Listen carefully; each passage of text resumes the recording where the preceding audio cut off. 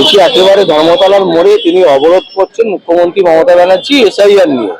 আর ঠিক সেই সময় আপনারা আজকে আমেরিকান সেন্টারের সামনে এসে বিক্ষোভ দেখাচ্ছেন। মানে দুটোর মধ্যে কি ফারাকটা কি? মানুষ তো বলবার ফারাক তো অবশ্যই আছে। দেখুন, মমতা ব্যানার্জি, আমাদের মাননীয় মমতা ব্যানার্জি, সে আমাদের রাজ্যের মুখ্যমন্ত্রী।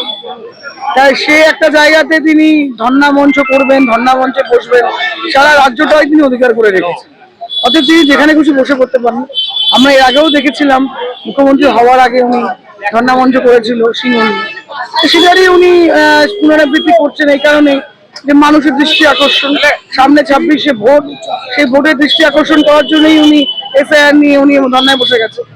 আমাদের জাতীয় কংগ্রেসের পক্ষ থেকে আমরা দেশকে নিয়েও চিন্তা করি, আমরা রাজ্যকে নিয়েও চিন্তা করি।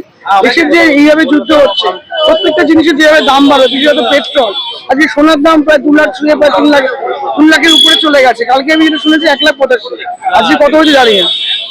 এবার নিত্য নতুন নিত্য প্রয়োজনীয় জিনিসপত্রের দাম পেট্রোলের সঙ্গে সঙ্গে আমার দাম বেড়ে যাবে। ফলে আমাদের জাতীয় কংগ্রেস, প্রদেশ কংগ্রেস, বঙ্গ সরকার নেতৃত্বে আমরা আজকে এখানে এসে উপস্থিত হয়েছে এই কারণেই, আমাদের লড়াইটা শুধু রাজ্যের জন্য নয়, আমরা দেশের জন্য কংগ্রেস ভাবে। তাই জন্য আমরা রাস্তায় নেমেছি আজকে এই যুদ্ধের কথা ভেবে। আমরা যুদ্ধটাকে বন্ধ করতে চাইছি। আমাদের কেন্দ্রীয় নেতৃত্ব বলছে যুদ্ধটাকে স্টপ করা উচিত।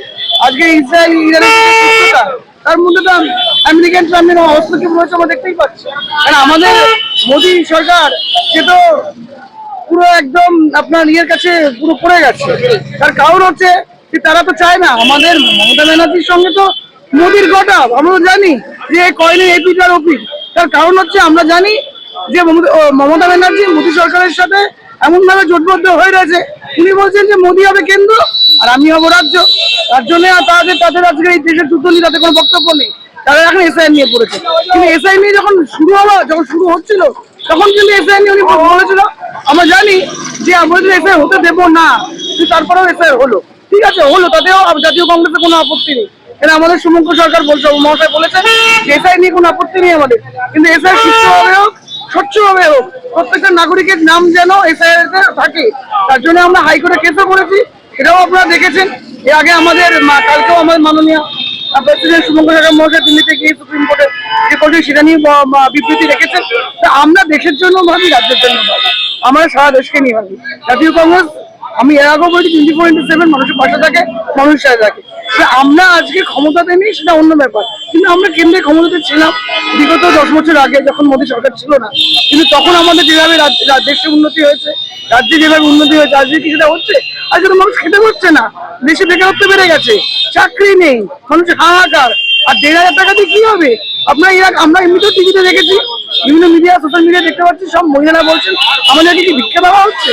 আমাদের ভিক্ষা দিয়ে তো বললাম নেই। 1,500 টাকা দিয়ে আমরা কি করতে পারবো? 10 কেজি চাল ঠিক মতো হবে কিনা জিজ্ঞাসা করুন। পেট্রোলের দাম বাড়ছে, জ্বালানি খরচা বাড়ছে, গ্যাসের দাম বাড়বে, তাহলে মানুষের তো নাবিশ্বাস উঠে যাচ্ছে। সেই জন্য আজকে আমরা দেশের যে কথা চিন্তা করে, দেশের মানুষের কথা চিন্তা করে আজকে আমরা এখানে এসে উপস্থিত হয়েছে। এই আন্দোলনের মাধ্যমে আমরা মানুষের পাশে দাঁড়াবার। কিন্তু আজকে আপনাদের মূল দাবি কি, মানে কি চাইছেন আপনারা? আমরা চাইছি যুদ্ধ বন্ধ করা হোক, এই যে মোদী যে ট্রাম্পের কাছে যে আত্মসমর্পণ করছে সেটা বন্ধ হোক, এবং মোদী পদত্যাগ করুক। আমাদের এই 3টে ইস্যুতে আমরা চাইছি মানুষ শান্তিভাবে বাঁচুক। হতে পারে ইরান, হতে পারে ইসরায়েল, কিন্তু তারা তো কিছু না কোনো ভাবে আমার দেশের সঙ্গে বাণিজ্যিক বা কোনোভাবে সেই জায়গাটা, এই যুদ্ধটা যাতে বন্ধ, এই ক্ষয়ক্ষতিটা যাতে বন্ধ। কারণ এই যে যুদ্ধ, এই বিশ্বের যে যুদ্ধ, এই যুদ্ধের এই হচ্ছে আমাদের পশ্চিমবঙ্গতেও আসছে, আমাদের তেলের দাম বৃদ্ধির উপরেও আসছে। সেই কারণে আমরা চাইছি যুদ্ধ বন্ধ হোক, শান্তি বজায় থাকুক, এই নিয়ে আমাদের আন্দোলন। আমেরিকার কাছে বলছে কি ফাইল আছে, কি ফাইল আছে? Epstein file. এবার এপস্টিন ফাইলে যেটা রয়েছে সেটা যদি আমাদের সচ্ছল কেসে যায়, ট্রাম্প সেভাবেই তার সঙ্গে আমরা দেখেছি, আমরা টিভি পর্দাতে দেখি কিভাবে মানুষের ব্ল্যাকমেইল করে। তিনি ওই ভয়ের জন্য আপনি চুপচাপ হয়ে রয়েছে, তিনি তার কাছে বসবাস স্বীকার করছে। এপস্টিন ফাইল যদি এসে যায় তাহলে মোদির ক্ষতি হবে, তার যত কেচ্ছা বেরিয়ে যাবে। সেই জন্য উনি এইগুলো কম্প্রোমাইজ করার জন্য, এই আমরা বলছি কম্প্রোমাইজ পিএম, কারণ কম্প্রোমাইজ করছে মোদী সরকার, প্রাইম মিনিস্টার। এখন বিজেপি বলতে তো আমরা আর বিজেপি সরকার বুঝছি না, আজকে বিজেপি বলে বোঝা যাচ্ছে প্রাইম মিনিস্টার মোদী সরকার। আমরা দেখুন যখন বলতে বলি মোদী সরকার, মোদী কা সরকার, সবই সব জায়গায় শুনছি মোদী কা সরকার, বিজেপি সরকার কিন্তু বলা হচ্ছে। তারা অনেক কিছু করছে, প্রত্যাবর্তন যাত্রা, পরিবর্তন যাত্রা অনেক কিছু করে বেড়াচ্ছে, কিন্তু আমরা দেখবো তো 26-এ ভোট আসছে, কি পরিবর্তন হয় আর কি প্রত্যাবর্তন হয়। এর আগেও আমরা এই পরিবর্তন কথাটা শুনেছিলাম, এটা আবার পরিবর্তন বলছে। এই আমরা আমাকে দিয়ে আগামী দিন দেখবো কি হচ্ছে না হচ্ছে। রাজ্য বিজেপির সভাপতি তিনি বলছেন যে কোনো দেবতা নেই মমতা ব্যানার্জিকে হারাবে, মানে একেবারে হার নিশ্চিত, কোনো অবস্থাতেই জিততে পারবে না। সেখানে কিভাবে বলছেন যে এদের সাথে এদের হঠাৎ হয়ে আছে? না, এগুলো তো বলতেই হবে। মানুষের কাছে যদি আমি সহিং না করতে পারি, নাটক না করতে পারি, তাহলে তো মানুষদের কাছে সেই বিশ্বাসযোগ্যতা লাভ করা যাবে না। আমরা এমনিতেই জানি মোদী বলে দিয়েছে, মোদী আমি থাকবো কেন্দ্রে, তুমি থাকবে রাজ্যে। কিন্তু 26-এ আপনার রেজাল্ট তো বেরোবেই, 26-এ বিধানসভা তো এসেই গেছে, তখন আপনার রেজাল্টই দেখতে পাবেন কি হচ্ছে। বলা দিয়ে কিন্তু যাই আসছে না। হ্যাঁ, এবার যদি দেখুন কোনো রাজ্য তারা পেয়ে যায়, তাদের যারা পেয়েছে সেটা তো কোনো তাদের বক্তব্য, সেই জন্য তারা বলছে যে আমরা কোনো সিঁড়ি পাবে না, এরকম হতে পারে? এটা গোটা বলেই তাই জন্য আজকে বলছি এসআইআরের যে বর্তমানে পরিস্থিতি, এই পরিস্থিতিতে ভোট কি টাইম মতন হবে, মানে কি মনে হচ্ছে আপনার? দেখুন, এটা তো ভোট আপনার হবে, এটা হয়তো টাইম আগে আর পরে, হয়তো 10 দিন আগে 10 দিন পিছিয়ে। কিন্তু সব থেকে দুঃখের বিষয় যেটা হচ্ছে যে এতজন যে লোকের নাম বাদ যাচ্ছে, তারা কিন্তু আজকে অনিশ্চিত যে তারা ভোটের লাইনে দাঁড়িয়ে ভোট দিতে পারবে কি। এটাই হচ্ছে আমাদের জাতীয় কংগ্রেসের মূল লক্ষ্য, আমাদের প্রধানমন্ত্রী শুভেন্দু সরকারের মূল লক্ষ্য, যে প্রত্যেকটা মানুষ নৈতিকভাবে ভোটের লাইনে দাঁড়িয়ে যাতে ভোটটা দিতে পারে। কিন্তু আমরা দেখতে পাচ্ছি যে রাজ্য সরকারের যে গতিবিধি এবং কেন্দ্রীয় সরকারের যে গতিবিধি এবং আপনার ইলেকশন কমিশনের যে গতিবিধি, সেক্ষেত্রে দাঁড়িয়ে এটা কতটা এরা মানে সঠিকভাবে মূল্যায়ন করতে পারবে এই প্রত্যেকের নাম, এটা নিয়ে আমাদের খুব সংশয় রয়েছে। আগামী দিনে প্রত্যেকটা মানুষ যে ভোট দিতে পারবে কিনা এ নিয়ে আমাদের খুব সংশয়। হয়তো হবে ভোট, কিন্তু যে লোকের নাম ঢুকবে যার নাম ঢুকবে না তারা ভোট দিতে পারবে না। এটা নিয়ে রাজ্য সরকারের ভাবা উচিত। এখানে আমরা রাজ্য সরকারের বিরুদ্ধে তীব্র নিন্দা করছি। উনি শুধু ওই কি বলে ধর্মতলায় বসে পড়লো, এর আগেও রাজীব কুমারের জন্য বসেছে। আর কিন্তু রাজীব কুমার আপনার রাজ্যসভা সংসদ হয়েছে, তাহলে ওনার সবকিছু রুটি গোছানো রয়েছে। তুমি এটা করবে, আমি তোমাকে এটা দেবো, ওইটা করলে আমি তোমাকে রাজ্যসভা সাংসদ দেবো, তাই উনি দিয়ে দিয়েছে। তাহলে উনি বা লাল ফাইলের জন্য কি ওনার বসলেন কেন? অনেকেই তো অনেক কিছু করেছে।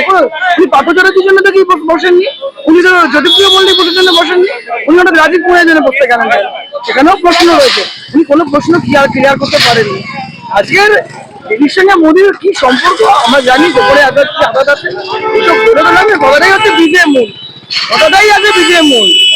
আর তৃণমূল এনেছে বিজেপিকে এই রাজ্যে, বিজেপির আগে কিছু ছিল না, তৃণমূল আসার পরে বিজেপি রাজ্যে পদার্পণ করেছে। তাহলে আমরা এটা কি ভাববো?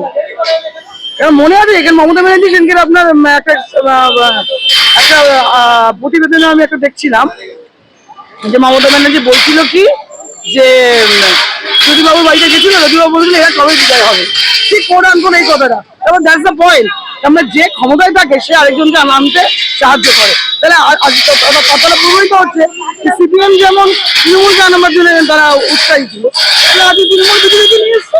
এটা স্বাভাবিক, এর আগে তো বিজেপি আমাদের রাজ্যে ছিলই না। সুমিত ভট্টাচার্য বলছেন যে আমরা এই তৃণমূলকে তৈরি করেছি। এটা সময় দেখবে, এটা সময় বলবে। উনি একটা সভাপতি, ওনাকে তো বক্তব্য রাখতেই হবে, তাহলে উনি ওনার বক্তব্য রাখছে।